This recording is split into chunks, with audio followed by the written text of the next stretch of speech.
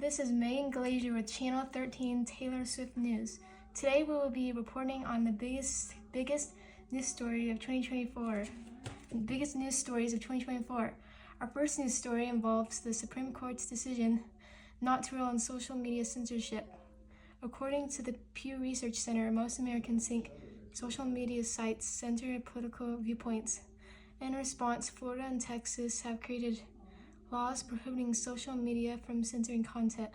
Social media companies have appealed to the Supreme Court, but the Supreme Court refused to hear the case. Instead, they referred the case back to state courts that states have the right to decide if social media companies can censor content. Jake, what is your opinion on social media censorship based off of political views?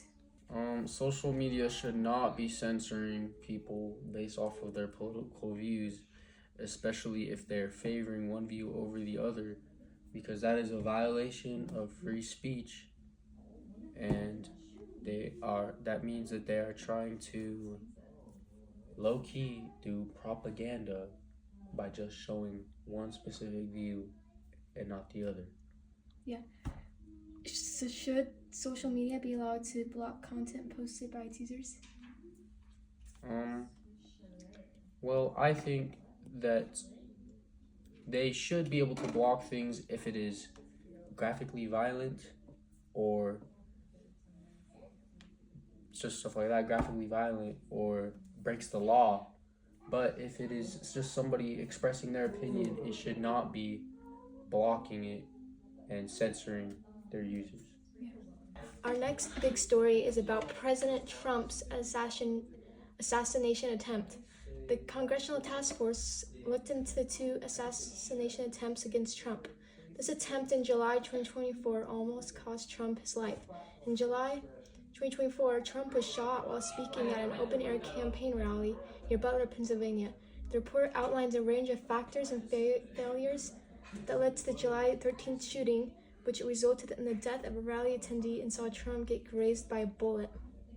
Among the concerns listed in the report, the task force found that law enforcement officials failed to secure the building on which Thomas Crooks, the shooter, had stationed himself. According to a new poll from the Associated Press Nork Center for Public Affairs, research finds that most Americans have doubts about the Secret Service's ability to keep presidential candidates safe after a recent attempt on President Trump's life. What is your opinion on Trump's assassination attempt? I was really shocked to find out about it. I remember I was at home here in the basement cleaning and listening to the news or something, and said that there was an attempt to assassinate Trump, and I was super surprised, but I'm really glad that he was okay. I'm a little bit disturbed that the shooter was able to get so close to Trump and that it took the FBI and the police so long to find him or to realize that he had a gun or a rifle, whatever it was, because I know that a lot of people had reported it right before he had even shot at him. So anyway, I was really glad that Trump was okay. Everyone, actually really sad, the one person did die. And so yeah, just a super sad thing, but great, Trump's okay. In more recent news, Donald Trump has been busy picking his cabinet members.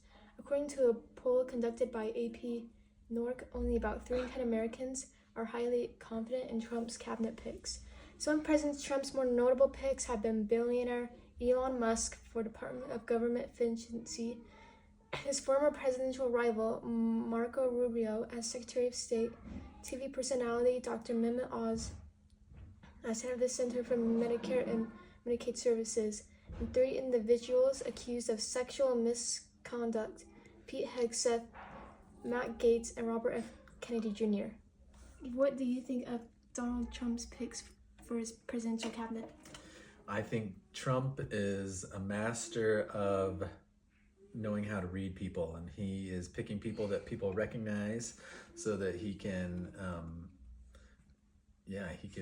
persuade the public to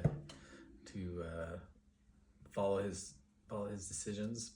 I am a little worried about the qualifications of the people he's picking, but yeah, I wish that he would research them out a little bit better. But I think that he's smart when it comes to knowing how to read public opinion.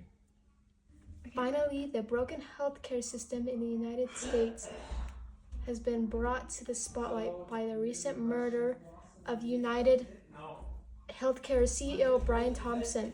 He was shot and killed in Midtown Manhattan, New York City on December 4th, 2024. The shooting occurred early in the morning outside an entrance to the New York Hilton Midtown Hotel. The shooter wrote on the bullet casings, "Deny, defend, and depose," referring to tactics used by insurance companies to reject payment claims by patients.